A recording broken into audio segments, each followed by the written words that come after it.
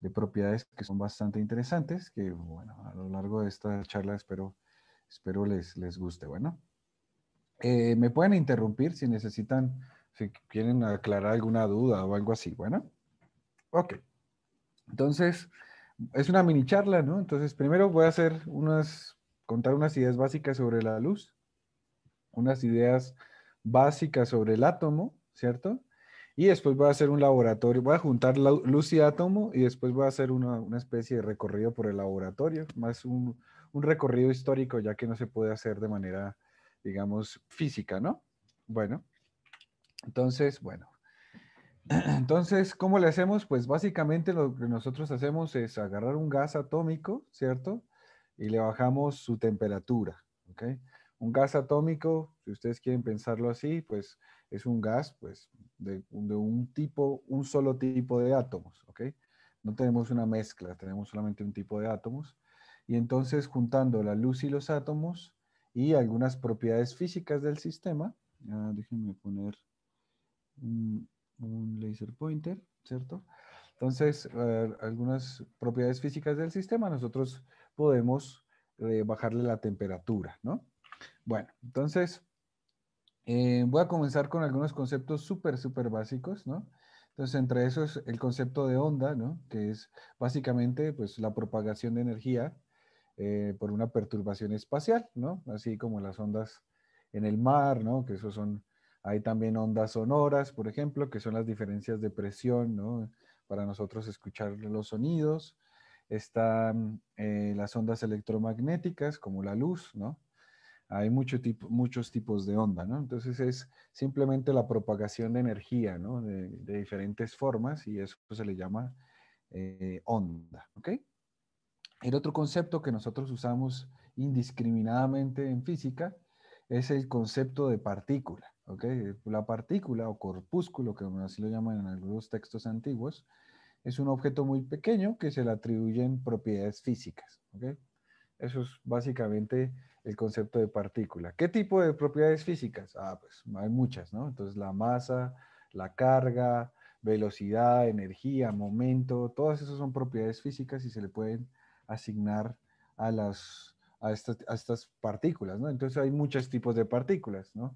Hay los coches los puedes considerar como una partícula, los aviones los puedes considerar como una partícula, pero también puedes eh, tomarlo como electrones, neutrones, átomos, lo que ustedes quieran, ¿ok? Entonces es un concepto súper general que nosotros usamos en física, ¿ok? Bueno, entonces, a ver, una de las cosas que son muy importantes es entender un poco cómo es la naturaleza de la luz, ¿ok? Resulta que nosotros estamos en un régimen en donde la luz comienza a ser, sus propiedades comienzan a ser súper importantes, ¿ok? Para poder llegar a esta materia cuántica es muy importante conocer cuáles son esas propiedades de esa luz, ¿ok? Entonces, vamos a partir pues diciendo que pues hay muchas fuentes de luz, ¿no? Muchísimas, ¿no? Así como nosotros la conocemos.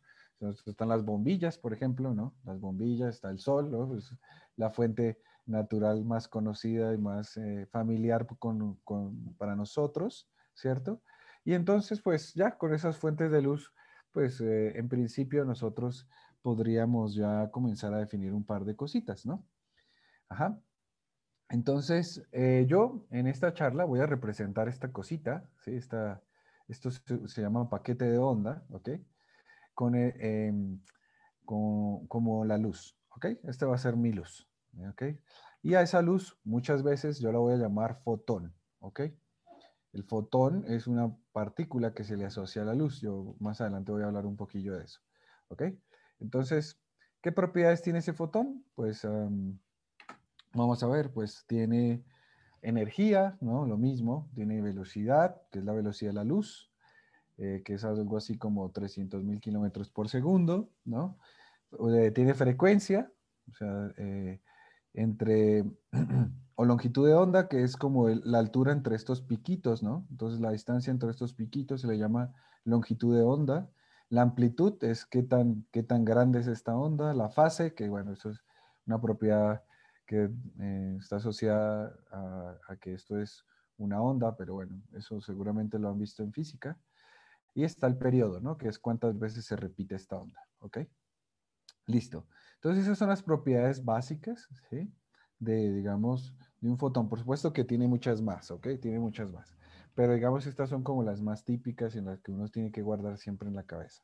Bueno, entonces, todas las fuentes de luz, ¿cierto? Hay una luz que se llama luz láser, ¿sí? Eso es un acrónimo, pero ahorita no recuerdo, pues algo así como luz amplificada, es algo de ahí viene el nombre, ¿sí? Y la ventaja de esta luz en particular es que yo tengo una potencia muy alta, ¿sí? O sea, tengo una amplitud muy grande, ¿sí?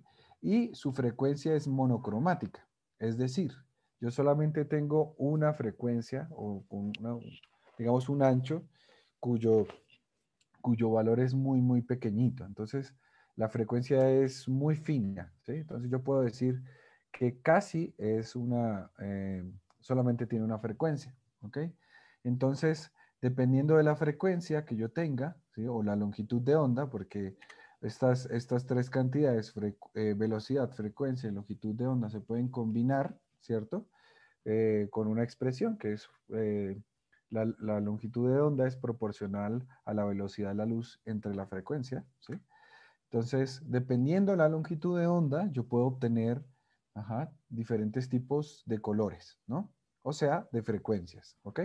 Entonces, por ejemplo, la longitud de onda del violeta está alrededor de los 400 y la longitud de onda del rojo está a lo largo de los 600, ¿ok? 600, ¿qué? Nanómetros, ¿ok?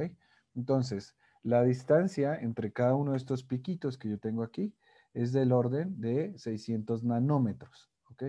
Am, para que tengan una idea, eso es un tamaño pues muy, muy, muy, muy, muy pequeñito. Es 600 por 10 a la menos 9, o sea, 6 por 10 a la menos 7, ¿ok? O sea, eso sería un 0.00007 ceros y un 6 al final, ¿ok? Bueno, entonces esta luz monocromática nos permite, digamos, definir esas características que yo tanto quiero, que son la frecuencia, ¿sí? O la longitud de onda, que son lo mismo, ajá, y que tiene mucha potencia. Bueno, ok.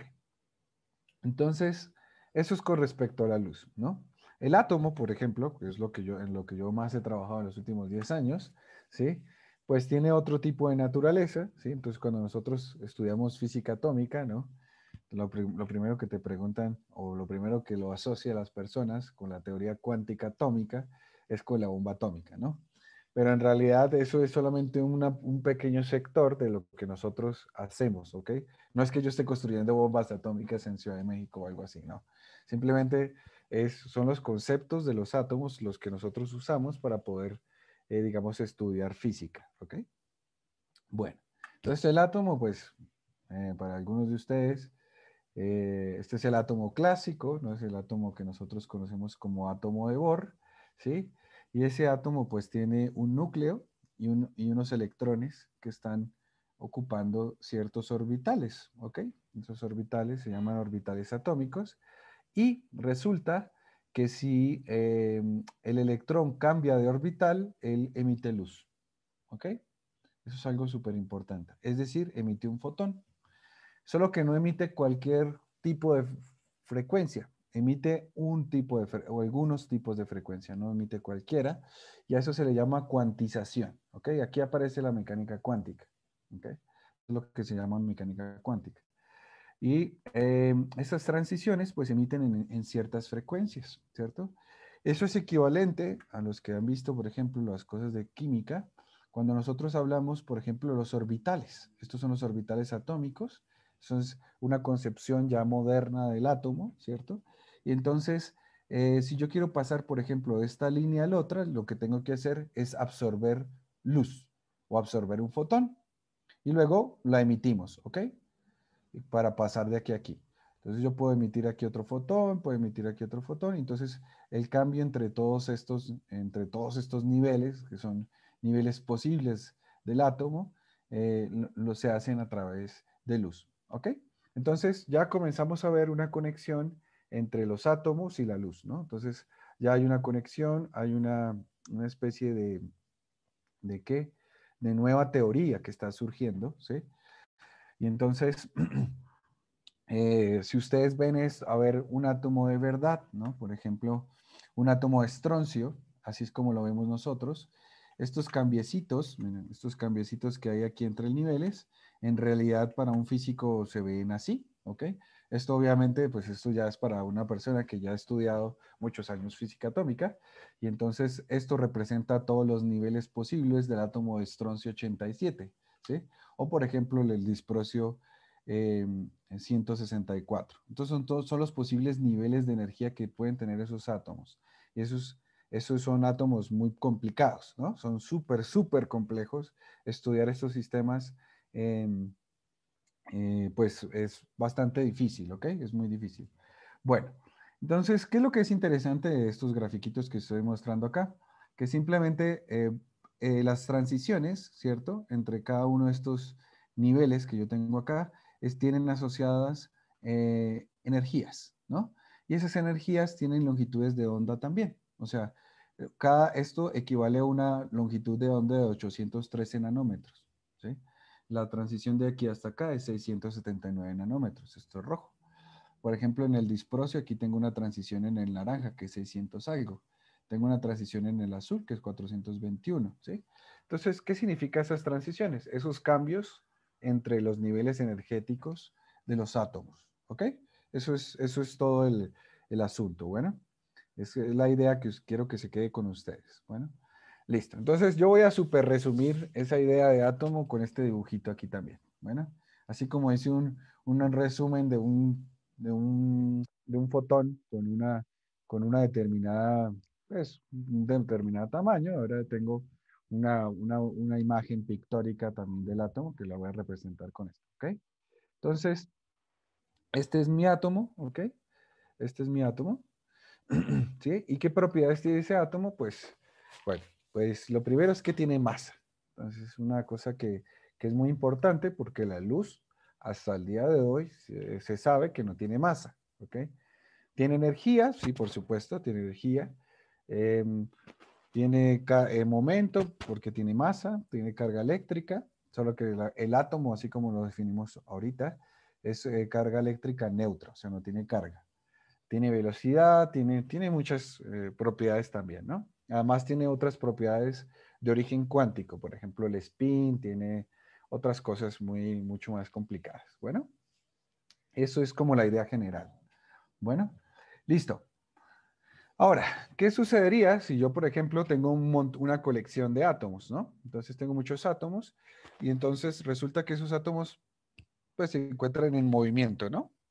En un cierto movimiento, entonces, pues a ellos, a cada uno se le asocia una velocidad, ¿no? Entonces podríamos decir que este se estaba moviendo un poco más rápido, este se estaba moviendo un poco más lento, ¿sí? Entonces, a eso, a ese conjunto de átomos con una cierta libertad, es lo que nosotros llamamos un gas, ¿no? Que tiene pues algunas propiedades en las que la densidad me permite ver que los átomos se comportan de manera individual, ¿ok? Entonces aquí aparece lo que nosotros llamamos temperatura, ¿ok? Entonces cuando estamos hablando de que un gas tiene una cierta temperatura, en realidad lo que estamos diciendo es que esas partículas que componen al gas tienen movimiento, ¿ok? Entonces podemos asociar movimiento y temperatura, ¿ok? Listo. Entonces es lo que tenemos que entender, ¿no? Lo que tenemos que entender es que temperatura es movimiento, ¿ok? Ahora, ¿qué puedo hacer, no? Porque yo lo que les estaba contando es que resulta que yo puedo enfriar esos gases, ¿no? Puedo enfriarlos de una manera así brutal, ¿no? Ahorita les voy a mostrar qué tan brutal es ese enfriamiento. Es un enfriamiento muy fuerte. Eh, pero entonces la idea, digamos, más común cuando uno comienza a pensar en bajar las temperaturas es, por ejemplo, pensar en un refri, ¿no? Entonces, la idea del refri es la idea típica, ¿no? Entonces uno mete las cosas al refri y el refri baja la temperatura, ¿no? Entonces, ¿cómo funciona un refri más o menos? Él tiene un gas, ¿no? Un gas líquido, vamos a ponerlo así. Y ese líquido, pues en realidad lo que hace es robarse la temperatura de la cosa que está aquí adentro, ¿ok? Entonces, esto aquí adentro pues está lleno de el gas que está, el aire, ¿no? Es un gas, ¿no? Que es básicamente nitrógeno, oxígeno, ¿sí? Y gas carbónico, todo eso está metido aquí adentro, y entonces lo que hace ese líquido es robarse la temperatura, es decir, robarse el movimiento de esos átomos, y entonces este gas comienza a enfriarse aquí adentro, ¿ok? Esa es una forma, ¿no? Otra forma, eso se le llama por convección. Ah, la otra es por contacto, ¿no? Entonces, por ejemplo, si nosotros agarráramos, agarráramos una Coca-Cola, por ejemplo, ¿sí? Un refresco, y entonces tú quieres que ese refresco esté más frío, entonces lo que haces es agregar, ajá, hielos que están a una temperatura más baja, ¿no? Cerca del cero o por debajo de cero, y por contacto entre el líquido y los hielos, pues comienza a bajar la temperatura, ¿cierto? Y entonces se llega a un equilibrio térmico y por eso se baja el fluido, ¿no? La temperatura de todo el fluido. ¿Ok? Esa es la idea principal, ¿no? Ok. Pero hay más tipos de enfriamiento, por supuesto, ¿sí? Hay enfriamiento por magnetismo, hay otro tipo de enfriamientos que ahorita no vienen al caso, pero resulta que estos tipos de enfriamiento no me sirven, ¿ok?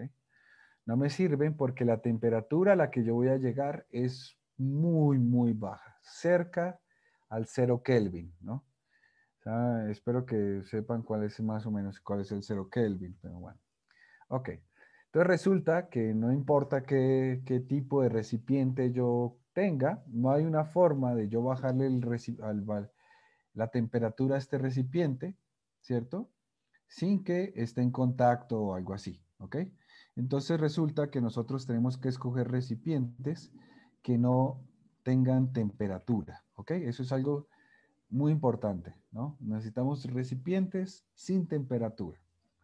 Entonces ustedes se preguntarán, bueno, pero ¿cómo voy a hacer un recipiente que no tenga temperatura? O sea, que no tenga una superficie, ¿no?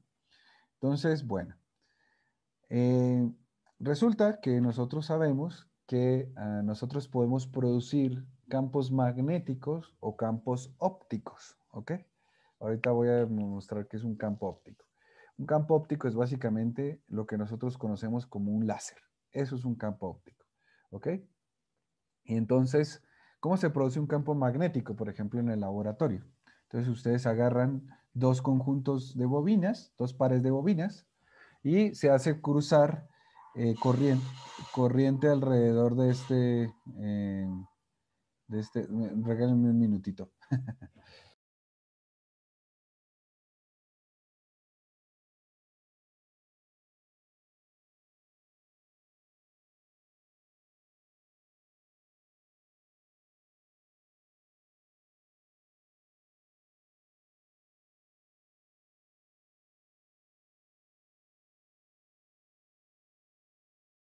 Perdón, es que timbraron. Ok, entonces, resulta que estas se les hace pasar corrientes, ¿sí? Y las corrientes producen campos magnéticos, ¿ok? Cuando uno pasa una corriente por un alambre, ¿sí? Un alambre de cobre o lo que sea, eso produce un campo magnético a su alrededor.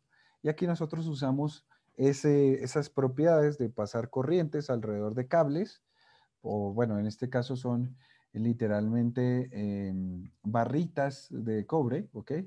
Que están enfriadas porque vamos a pasar corrientes súper altas, ¿ok? 40, 65, 82, 100, 145 y nosotros podemos ir hasta 200 amperes, ¿ok? ¿Qué es un amper? Pues es una cantidad que se le asigna, ¿cierto? Al flujo de cargas en un alambre, ¿sí? Y lo que está interesante es que si ustedes quieren matar a una persona pasando a libre corriente, se necesitaría apenas 1 amper para matar a una persona. Entonces en el laboratorio nosotros pasamos 200 amperes, entonces es muy, muy peligroso, ¿ok? Y no solamente eso, cuando se pasa una corrientes tan altas, se disipa mucha energía, ¿ok?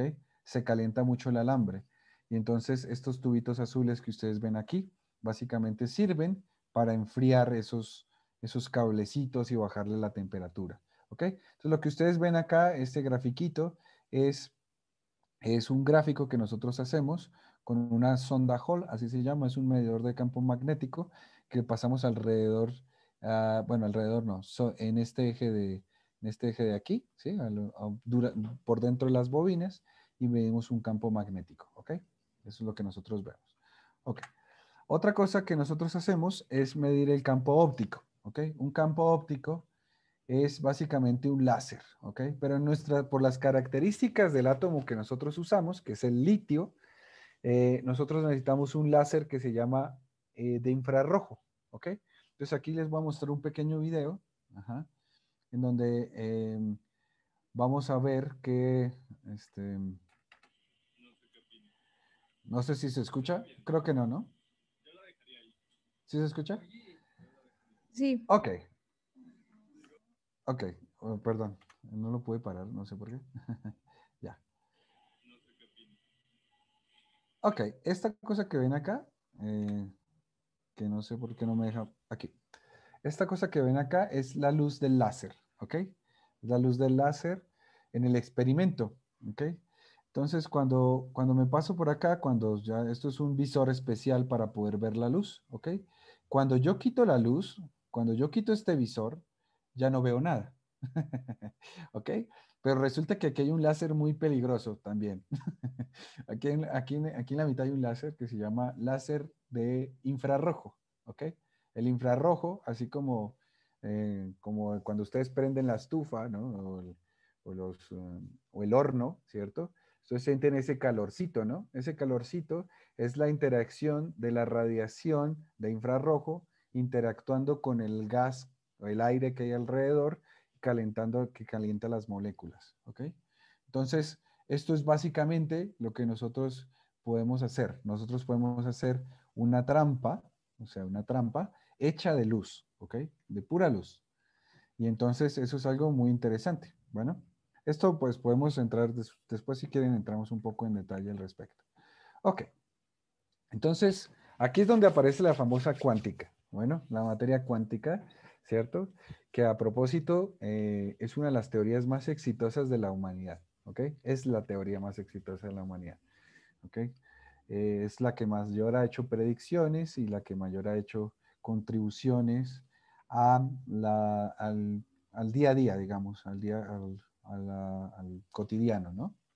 Ok, entonces voy a usar, digamos, ahora las propiedades, ¿cierto? Que yo tengo de la luz y de los átomos para usarlo como a mi favor, vamos a ponerlo así, ¿no?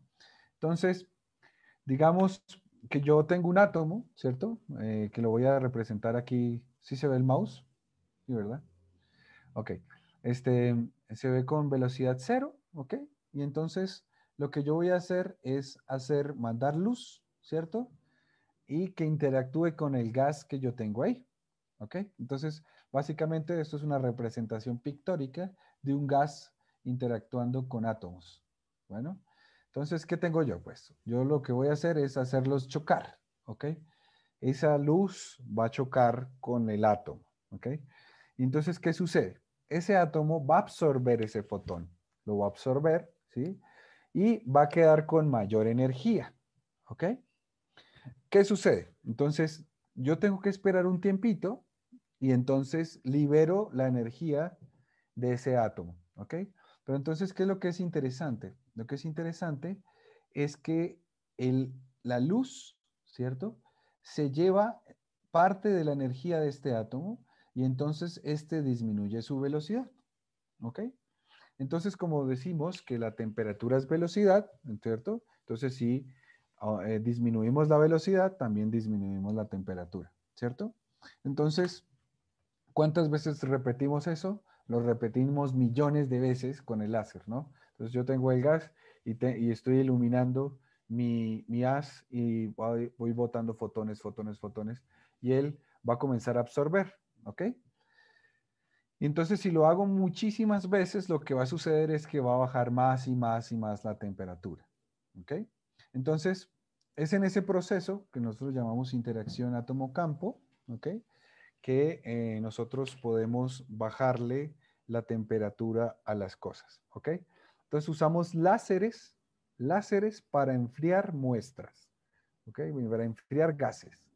Y eso es algo muy curioso, ¿no? Porque uno siempre piensa que los láseres sirven para calentar, pero no.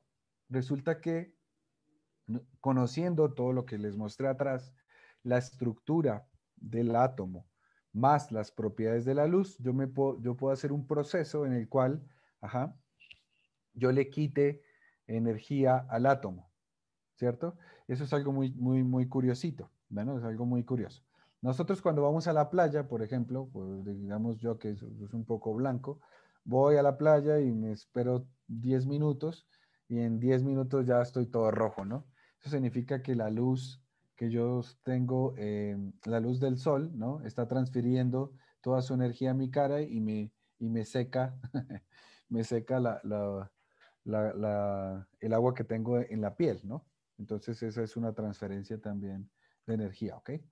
Entonces, em, digamos eso en la naturaleza ya lo hemos visto. Por ejemplo, esta es una foto del cometa Halley, ¿ok? Que pasó en los años 80, que básicamente ese cometa Halley, pues tiene una estela una cola, ¿no? Una estela, y esa estela se conoce como, pues, cometa, ¿no? Esos son los famosos cometas, pero resulta que aquí en la mitad, esto es espacio, ¿no? No tiene nada, no hay gases.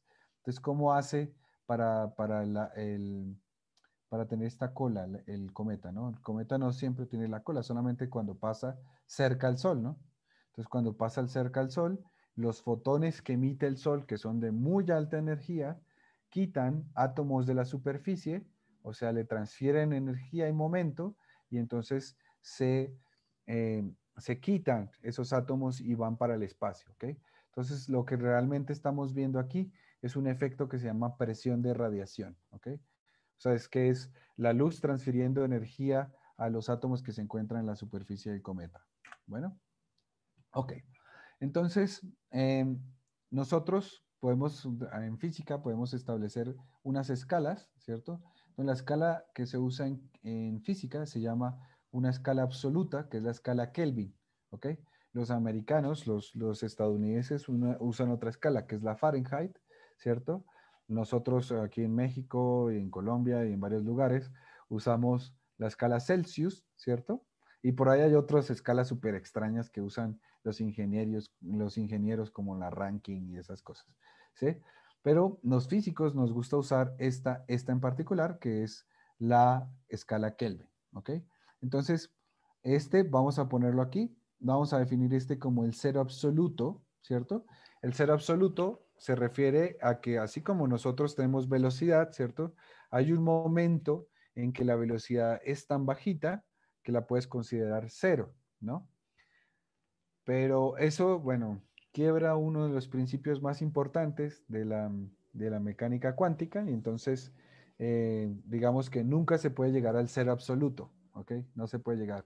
Tú le puedes bajar muchísimo la velocidad del átomo, pero nunca se llega al cero absoluto, ¿ok? Este es más o menos la temperatura ambiente, que es algo así como 300 y no sé qué Kelvin, ¿cierto? Los superconductores que tal vez en alguna vez hayan escuchado están al orden de un Kelvin. Y aquí lo que les estaba contando, el enfriamiento láser, que es lo que les estaba contando anteriormente, está al orden de 10 a la menos 3, 10 a la menos 4 Kelvin. ¿Sí? Es decir, tenemos algunas decenas de milikelvin. ¿Sí? Y en el laboratorio esto todavía está muy caliente, o sea, está muy caliente. Necesitamos llegar a temperaturas casi en el cero absoluto, ¿sí? Que son 10 a la menos 7 eh, Kelvin, ¿sí? O sea, es decir, una 10 millonésima de grado, ¿sí? Eso es lo que nosotros llegamos. O sea, casi un poquito encima del cero absoluto, ¿ok? Y eso es algo muy impresionante, ¿ok? No hay ningún lugar en la naturaleza que sea tan frío. O sea, los lugares más fríos del mundo están en los laboratorios de física, ¿ok? Bueno, resulta que en esa temperatura aparecen estados muy especiales, ¿cierto? Que son estados asociados a los que llamamos o condensados de Bose-Einstein o gases degenerados de Fermi, ¿ok? Y estos son nuevos estados de la materia. Cuando se baja mucho la temperatura, cerca aquí al cero absoluto, estos nuevos estados de la materia se manifiestan, ¿sí? Así como existe el estado sólido, los gases, ¿no? Así como existen los líquidos, los plasmas, hay otros dos, ¿no? Que se llaman condensados de Bose-Einstein y el otro se llama gases degenerados de Fermi. Esos son dos tipos de estados de la materia, ¿ok? Y entonces, en el laboratorio que se trabaja aquí, que tenemos aquí en México, usamos un gas de fermiones, ¿ok? Que por cuestiones, digamos, de otras propiedades de la física, ¿sí? Que puedo poner interacción entre dos pares de fermiones, forman un bosón, y puedo tener también un gas de bosones, un condensado de Bose-Einstein. Ujú. Si ustedes, después les puedo platicar un poco sobre eso. Entonces, ¿qué es lo que es interesante de eso? Resulta que cuando yo ya les había mostrado, ¿no? Que tengo este concepto de átomo y el concepto de fotón, ¿no? Entonces, aparece este señor que se llama Luis de Broglie en 1912 y junta estos dos conceptos y ya no se puede hablar ni de partícula ni de onda, ¿no? Entonces, bueno, esta es una de las pocas expresiones que voy a poner acá, ¿sí? Que es la longitud de onda, así como nosotros tenemos la longitud de onda de las ondas, también podemos asociar ahora una longitud de onda a las partículas porque es el inverso del momento, ¿ok?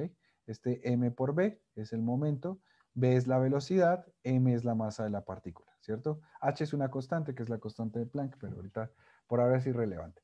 Lo que es interesante entonces es que si yo disminuyo mucho la velocidad, esta cantidad va a crecer, ¿cierto? Porque va como el inverso, ¿no? Entonces, si esta cantidad va creciendo mucho, esta cantidad va agrandándose, ¿no? O al revés, si yo tengo esta cantidad yendo a que se vaya muy pequeña, esta también va volviéndose muy grande, ¿no? ¿Cierto? Entonces, quiere decir que si yo le disminuyo la temperatura a los átomos, esta longitud de onda se va volviendo más grande, ¿ok? Y entonces resulta que aparece este concepto súper importante en mecánica cuántica, que es el concepto de onda-partícula, ¿ok? Es un concepto que une todas las propiedades, tanto de partículas como ondas, para convertirse en un solo concepto, ¿sí? Entonces, ahora tenemos esta cosa acá que representa mi sistema, ¿ok? Entonces, ¿qué es lo que es súper interesante cuando yo llego a estas temperaturas que estoy diciendo, que son temperaturas de muy, muy bajitas, de los nanokelvin?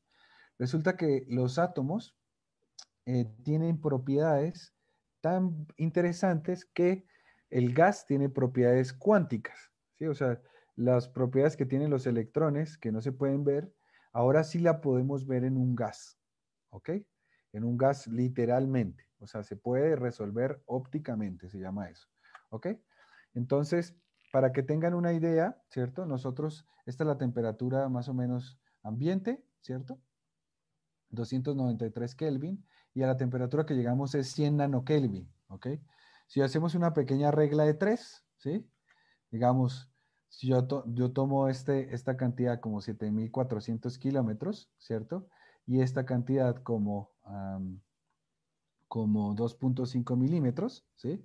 O sea, esto es lo que transformé esto en esto, ¿ok? Este sería mi equivalente en distancias, ¿sí? Entonces, para que tengan una idea, la distancia de México hasta San Pablo es algo así como 7.400 kilómetros, ¿ok? Entonces, la temperatura a la que nosotros llegamos, esta es la temperatura ambiente, ¿ok? La temperatura a la que nosotros llegamos es al borde de una moneda de 10 pesos, ¿ok?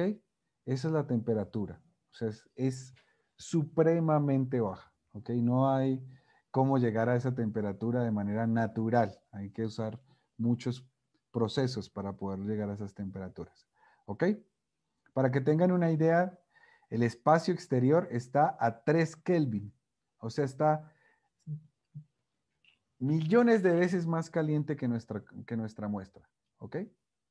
Bueno, entonces les voy a mostrar algo que es interesante, ¿sí? Este videíto, ¿sí? Entonces, cuando se le baja la temperatura a la muestra, va a aparecer propiedades muy extrañas. Por ejemplo, la colectividad, ¿no? Ya los átomos no se pueden diferenciar unos de otros y entonces se comportan como un solo átomo, ¿sí? Y entonces, por ejemplo, si yo excito, esta es una fotografía, ¿sí? De la muestra que yo tengo en el laboratorio y si yo le doy un golpecito a esa muestra con un campo magnético, ella comienza a moverse, ¿ok? Aquí les voy a mostrar. A esa frecuencia se le llama, bueno, ese movimiento se le llama modo dipolar, ¿no? Y es el movimiento de los átomos dentro de ese campo magnético, ese campo óptico que se tenga, ¿sí? Y entonces lo que está súper interesante es que yo puedo hacerle fotografías a estas muestras, ¿sí? Y esta cosa aquí yo la puedo cambiar de tamaño, la puedo cambiar de forma, ¿sí? Y entonces, por ejemplo, si ustedes quisieran, por ejemplo, podríamos excitar otro tipo de modo, otro modo colectivo que se llama modo cuadrupolar. Es una oscilación del gas que comienza a oscilar de manera, digamos, ¿cómo se dice? Armónica, ¿no? Miren, aquí se ve un poquito.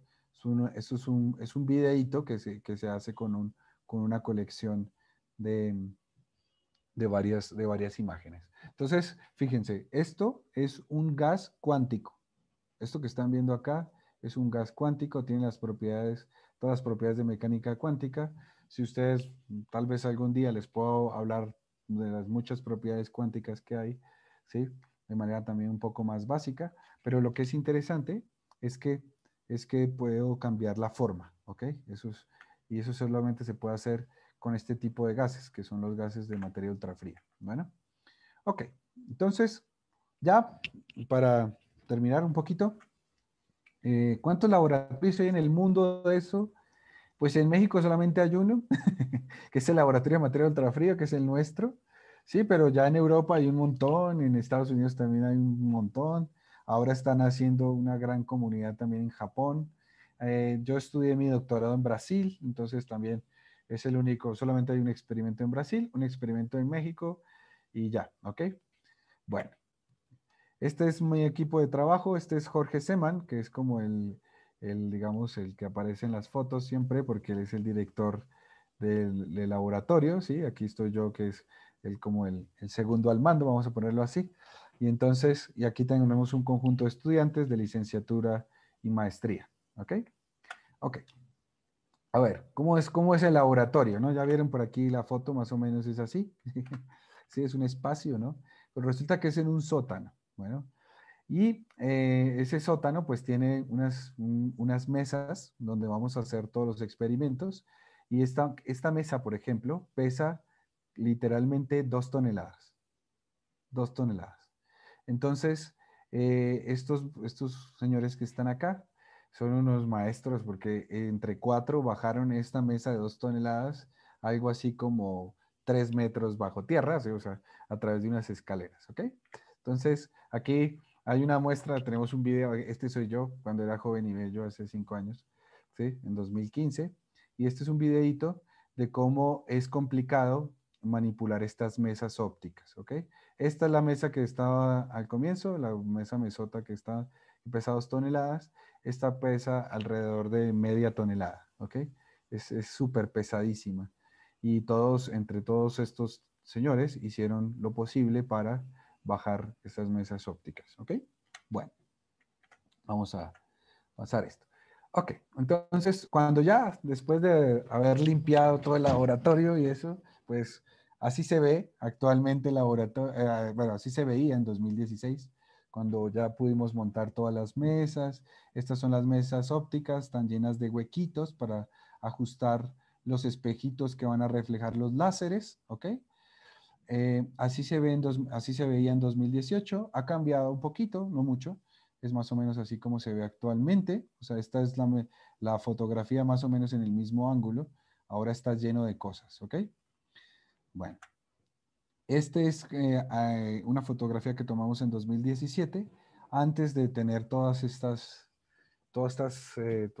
elementos ópticos, ¿sí? Esto es lo que llamamos una cámara de ciencia, una cámara de vacío, perdón, una cámara de vacío, y donde vamos a hacer todos los experimentos es aquí, ¿ok? Se hacen aquí, en esta cámara, ¿ok? Esa cámara está a una presión súper bajísima, ¿ok? Está alrededor de 10 a la menos 11 torr, ¿ok? 10 a la menos 11 torr, para que tengan una idea, es, si yo tuviera una partícula aquí, en esta temperatura ambiente, y con este gas de fondo, si yo liberara un átomo, interactuaría con 100 nanómetros, ya él choca con otro átomo, ¿ok? En esta cámara de ciencia, como nosotros sacamos todo el aire que hay por dentro, hacemos vacío, ¿cierto? Entonces, resulta que ese vacío es tan grande que si yo liberara un átomo ahí, tendría un camino como de 10.000 kilómetros para, para andar sin interactuar con otro átomo. Entonces tenemos un ultra alto vacío, ¿ok? Esto es ultra alto vacío. Ahora, eso es lo que se ve, es lo que se veía en 2017. Vuelvo y repito, esto es una foto del 2018, así se ve más o menos hoy también. Aquí ven las mangueras que dije al comienzo, ¿no? Que están conectadas a los campos magnéticos, ¿no? Están a estas cosas que ven aquí, es la luz entrando a la cámara de ciencia. Todo esto es un sistema supremamente complejo, ¿ok? No es, todo lo que les mostré arriba es solamente una idea intuitiva, lo que en la realidad pues se ve así, ¿ok? Entonces, por ejemplo, el átomo de litio, que es el con el que trabajamos nosotros, esas son las transiciones, lo que nosotros hablábamos, ¿cierto? Y esta es la mesa óptica para controlar todas las posibles transiciones, ¿ok? Es una mesa óptica con un láser que corresponde a 670 nanómetros, ¿ok? Ese es un láser rojo, ¿ok? Y lo que está súper padre, digamos, es que, bueno, aquí se ve más o menos en funcionamiento. Ajá, ¿ok? Entonces, todos los procesos que nosotros hacemos para enfriar la muestra tardan algo así como unos 14 segundos, ¿sí? Enfriamos la muestra en 14 segundos, la producimos y la destruimos. Y volvemos a hacer otra, la producimos y la destruimos. Y la hacemos millones, bueno, millones no, cientos de veces, ¿ok? Cientos de veces durante el día. Bueno, ok. Entonces, aquí es una imagen también ya del laboratorio. Esto es un video del 2018, 2017, perdón. Y entonces es un videíto en el que se ve la acción, ¿sí? De la luz enfriando un gas de átomos de litio, ¿ok? Entonces ahora vamos a ponerlo acá. Este, Aquí se ve un puntito, ¿sí? No tiene nada de misterioso, ¿no? Pues resulta que este es la cosa más fría que ustedes hayan visto en su vida, ¿sí? Este gas que está aquí, ¿sí? Es lo que nosotros conocemos como una trampa magneto-óptica, ¿ok? Este puntito de luz aquí flotando. Ahorita creo que apagan el campo magnético y desaparece, ¿ok? Desaparece porque ya no hay quien confine a esa muestra, ¿ok? Solamente prendiendo el campo magnético, ¿no? Vuelve a verse, ¿no? Otra vez la muestra. Esta es la muestra que nosotros, con la que comenzamos a enfriar, ¿no? O sea, esta muestra ya está a 5 milikelvin, o sea, es algo súper frío. Bueno, ok, vamos. Esta es una fotografía actual de la muestra, ¿ok? Esto es del 2020, ¿ok? Eso es en este año, bueno, el año pasado, antes de entrar en pandemia, etcétera, porque no hemos podido ir al laboratorio. Pero este cuadradito de luz que ven aquí es nada más y nada menos que un gas enfriado a 5 milikelvin usando el proceso que expliqué anteriormente, que es de transferencia de energía de la luz. Bueno, y brilla porque cada vez que el átomo absorbe, va a emitir pues luz, ¿ok? Bueno, esta es la otra fotografía, ¿sí? De cómo se ve la trampa óptica, que les mostré que se veía como verde y que esta es la trampa de infrarrojo, ¿sí? Esto que está alrededor es justamente ese gas de luz, ¿sí? Y entonces resulta que cuando la temperatura es lo suficientemente baja, el haz se deposita, perdón, los átomos se depositan dentro de ese haz, ¿ok?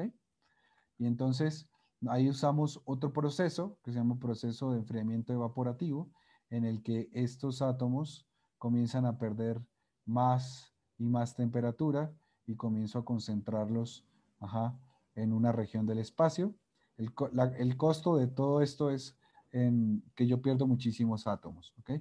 Comienzo con 10 a la 9 átomos, ¿sí? Algo así como 100 millones de átomos, y al final me quedo como con 10.000 o con máximo como con 100.000 átomos, ¿ok? Eso es, ese es el precio que hay que pagar, pero una vez que se ha llegado a esa temperatura, ¿ok? Se llega a hacer estas muestras, ¿ok? Esta es una imagen de lo que se ve aquí arriba, ¿ok? Es básicamente una muestra muy caliente y a medida que voy bajando la temperatura, comienza a manifestarse una cosa, la cosa que se llama condensación de Bose-Einstein, ¿ok? Este puntito rojito, no es que los átomos sean rojos, ¿ok? Estos son colores falsos, ¿ok? Significa que el átomo tiene muy poquita energía, tiene muy poquita de velocidad y por eso todo se concentra en su centro y aparece aquí una distribución especial que en física se llama distribución de Thomas Fermi, ¿ok? Que es típica de un condensado de Bose-Einstein. Bueno, yo creo que hasta aquí está bastante bien. Hablé muchísimo. Este, pues, si quieren hacerme alguna pregunta, pues bienvenida, por supuesto. Muchas gracias. Sí, si tienen dudas, levanten la mano y yo les doy la palabra. Y Bueno, Leticia. muy buenas tardes, doctor. Primero que nada, muchísimas gracias por compartirnos esto de forma tan didáctica, tan interesante y qué orgullo que sea de la UNAM. Nosotros estamos trabajando en el TEC, muy felices, pero también estudiamos en la UNAM. Entonces, por eso, primero que nada, muchísimas gracias. Creo que hemos aprendido mucho y habría dudas como para 5 horas, entonces voy a ser muy práctica, ¿no? Okay. Cuando yo leía alrededor de este tema tan interesante y tan complejo de entender, pues me preguntaba por qué, por ejemplo, creo que en Massachusetts se logró en el 95 con sodio y Correcto. ustedes nos hablan de litio, eh, y que no se puede con cualquier átomo o cualquier elemento, quise decir. ¿Ese misterio de dónde viene o tengo la información equivocada? No, estás completamente cierto, ¿ok? A ver, voy a hacer una cosa que usualmente hago con mis estudiantes en clase, que es lo siguiente. Vamos a buscar en Google, ¿cierto? La tabla periódica, ¿sí? Sí, usualmente yo la busco en inglés, ¿ok? Entonces, vamos a buscar periodic, aquí está, periodic table, ¿ok? Entonces, bueno, vamos a buscar una que sea interactiva porque que sea bonita, ¿no? Vamos a ver. Esta está chida. Ok, vamos a ver. Listo. Entonces, esto significa que tengo aquí la primera línea, ¿cierto? Aquí tengo una segunda línea, tercera, cuarta, quinta, ¿no? ¿Qué significa que yo esté aquí en la primera línea? Significa que yo tengo un átomo con un electrón en su último nivel, ¿ok? Entonces, todos los átomos que se parecen a este átomo, que es el hidrógeno simplemente es un protón y un electrón, ¿no? Pero entonces, a medida que yo voy aumentando, por ejemplo, ya pongo dos electrones y dos protones, me convierte en un átomo de helio, ¿cierto? Entonces, el átomo de litio tiene eh, tres protones y tres electrones, ¿sí? Solo que, a ver, para que me entiendan un poco mejor, voy a hacer un dibujito, ¿sí? A ver, no veo, ya, listo.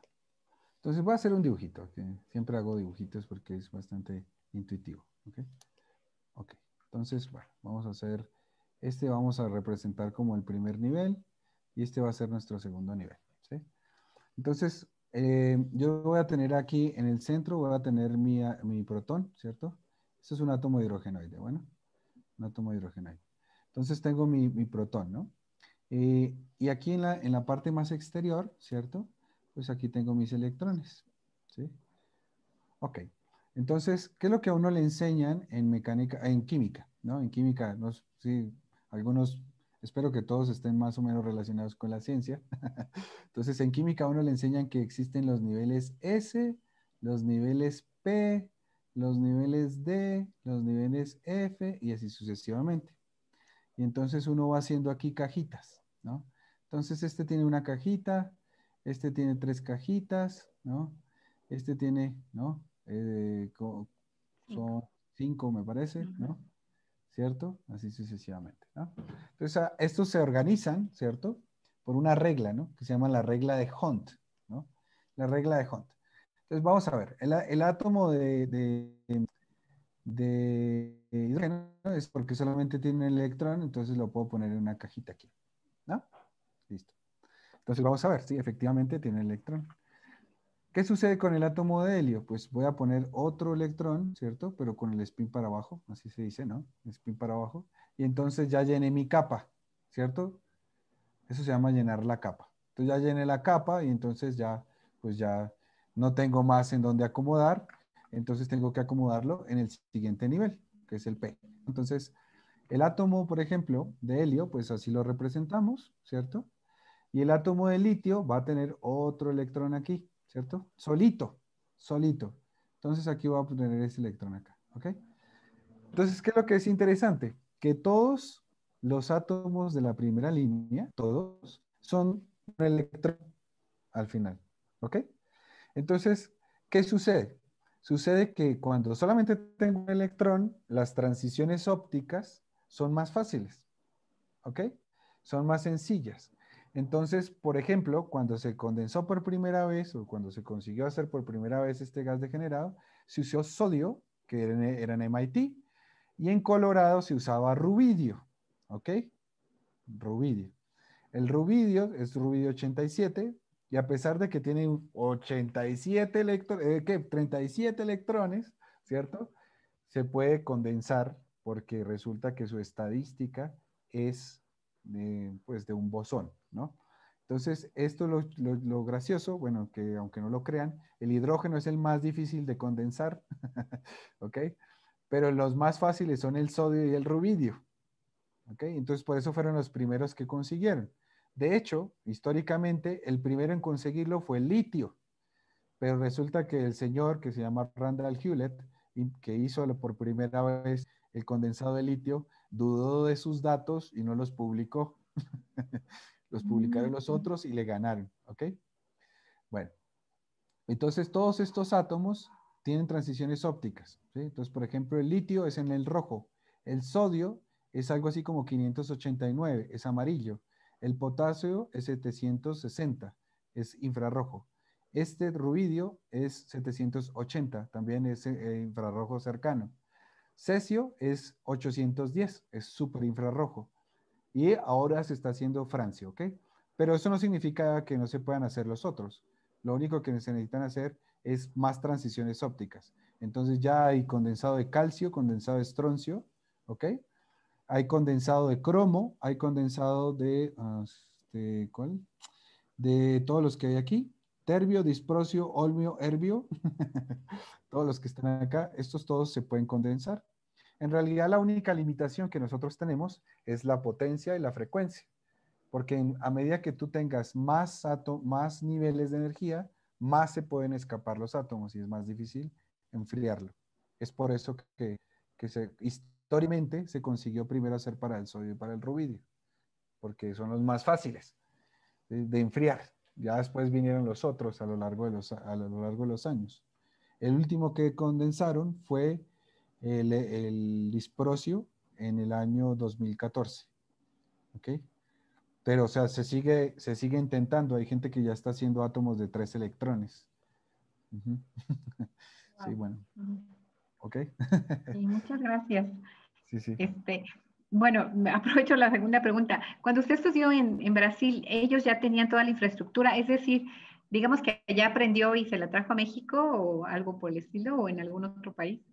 No, no, si yo, a ver, nosotros, a ver, te voy a contar, ¿no? Qué difícil. Históricamente, pues la primera cosa que tenía que hacerse era la MOT, ¿no? La bolita esta roja que mostré, ¿no? Eh, Resulta que la primera persona que hizo una mod de sodio, ¿sí? Que fue en los 80, en el 82, ¿sí?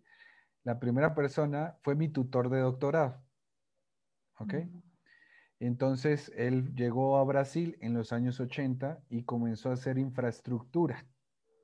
Cuando yo llegué en 2009, imagínate ya 20 años, 30, 20 años después, pues ya existía toda la infraestructura, ¿sí? Entonces, por eso fue, digamos, más fácil. De hecho, yo trabajé en el segundo condensado de Bose-Einstein de Brasil, no en el primero. Trabajé también en el primero, pero trabajé poquito tiempo. Después yo mismo monté uno de rubidio, otro, con Jorge, que también, justamente la persona que me trajo aquí también a México, porque yo no soy mexicano, soy colombiano, también, pues, entre los dos, pues, construimos la máquina, ¿no? De litio, ¿sí? Que también es más difícil, ¿ok? Es más difícil que el sodio, que el rubidio. Tiene otras características mucho más difíciles. Sí. Excelente, muchísimas gracias. Ok, ok. ¿Más preguntas? Bueno, algunos ya se fueron porque tienen clases. Ah, Yo tengo Antonio. una pregunta, pero pues prefiero también los demás, los que aún no tienen clases, aún no quieren preguntar algo. Si no, bueno, si no, mientras llego a mis preguntas. ¿Cuáles son las características del gas degenerado que mencionaste? ¿Qué características tiene? Ajá. Uy, esa sí es una muy buena pregunta. A ver, em, a ver, tiene un fenómeno que se llama superfluidez. ¿Sabes qué es la superfluidez? ¿No? A ver, digamos, si tú tienes una gelatina, ¿no? La gelatina es casi, bueno, una gelatina es como un mal ejemplo, ¿no? Pero vamos a suponer que la gelatina no la dejaste llegar a su estado coloidal, ¿no? Sino más bien todavía la estás haciendo y todavía está como viscosa, ¿no? Está viscosa porque tiene un coeficiente de viscosidad que es bastante alto, ¿no? ¿Sí? O sea, y es hacer fluir, digamos, gelatina es mucho más difícil porque su viscosidad es más alta que hacer fluir agua, ¿no? ¿Cierto? Y es mucho más fácil hacer fluir el alcohol porque es mucho más, también es menos viscoso, ¿sí? Entonces, imagínate que esa propiedad tan importante, de repente la pierdes, ¿ok? Entonces, nuestro gas es un superfluido porque no tiene viscosidad, no tiene viscosidad ninguna. Su viscosidad es cero. ¿Sí? Y eso tiene unas consecuencias muy interesantes porque es una transición de fase, ¿ok? De termodinámica, ¿sí? Una transición de fase termodinámica y entonces todas las propiedades que tienen los sistemas sin viscosidad son súper interesantes, ¿sí? Porque son análogos a otros sistemas que son los superconductores. No sé si también, tal vez los has escuchado, Sofía, ¿no? Ah, ¿no? ¿Sí? Los superconductores es lo mismo, ¿no? Tú tienes un metal que le bajas la temperatura y de repente ¡pum! Cae la resistencia y su resistencia es cero, ¿ok? No hay resistencia. Es como si yo tuviera un material que no disipa energía, ¿no? Ahora, lo mismo, pero con viscosidad, ¿no? Tengo un material que superfluye, o sea, no tiene viscosidad, ¿sí? Si tú buscas, mira, inclusive en YouTube, ¿sí? Superfluid, ¿no? Superfluid helium, ¿no? Ese es el superfluido más famoso, ¿sí? Tiene estas características, por ejemplo, ay, bueno, esperando a que Nescafé nos deje. Esto es algo muy interesante. Cuando se le baja la temperatura al helio, superfluye.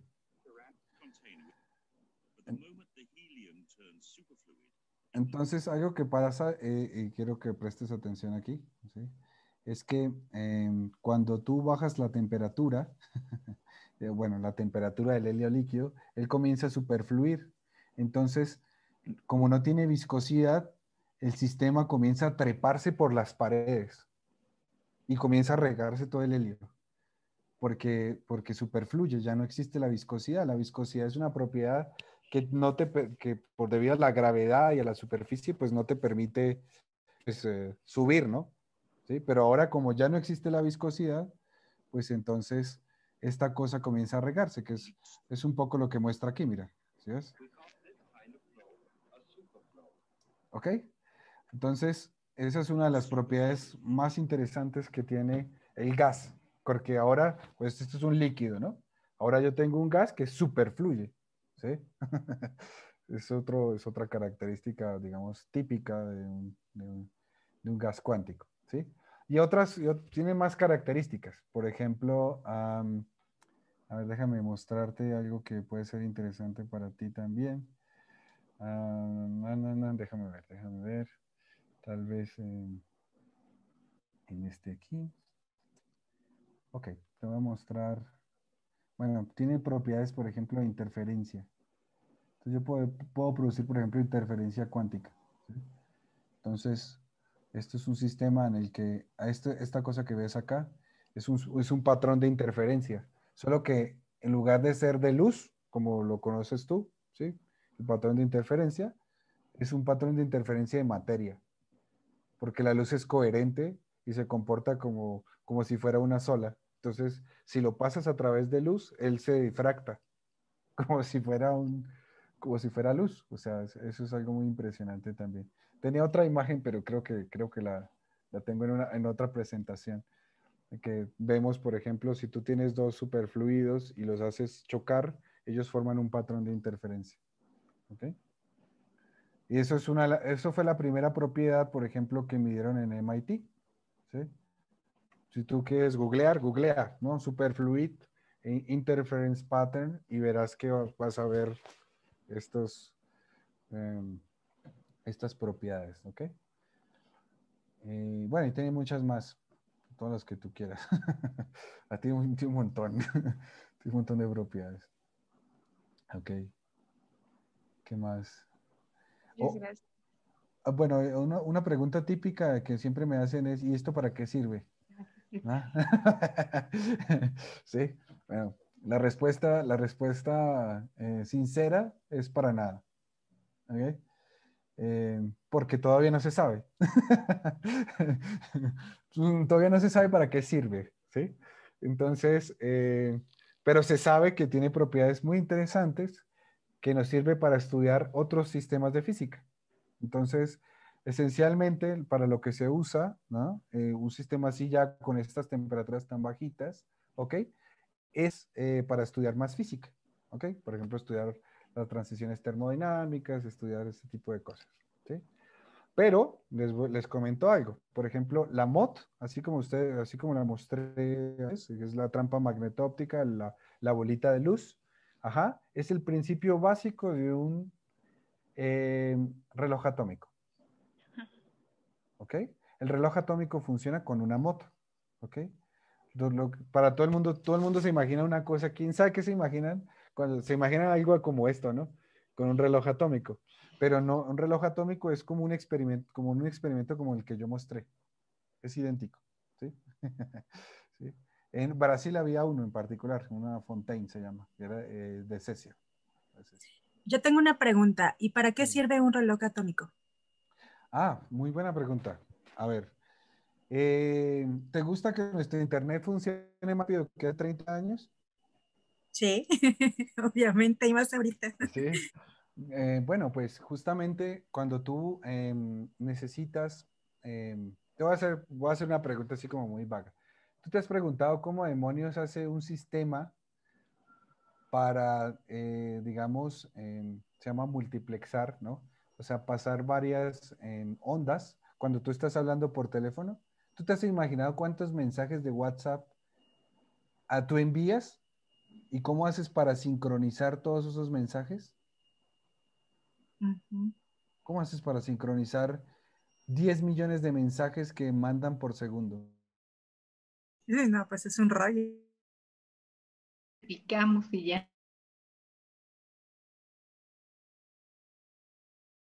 Una escala de tiempo, ¿sí? En particular, la escala de tiempo es la transición hiperfina del estado base al primer estado excitado, ¿sí? Así lo vamos a traducir, del átomo de cesio, ¿ok? Que es un número de 9.1 gigahertz, ¿ok? Ese número grande, es un número grandísimo. Si tú lo transformas en tiempo, o sea, divides eso entre una frecuencia, ¿sí? La frecuencia te da tiempo, una interfrecuencia te da tiempo, eso es un número muy pequeñito, ¿ok? Entonces, esa es la resolución que tú tienes que tener al menos para transmitir todos esos 10 millones de mensajes. Hay que separarlos y ordenarlos y mandarlos. Son los sistemas anclados, así se...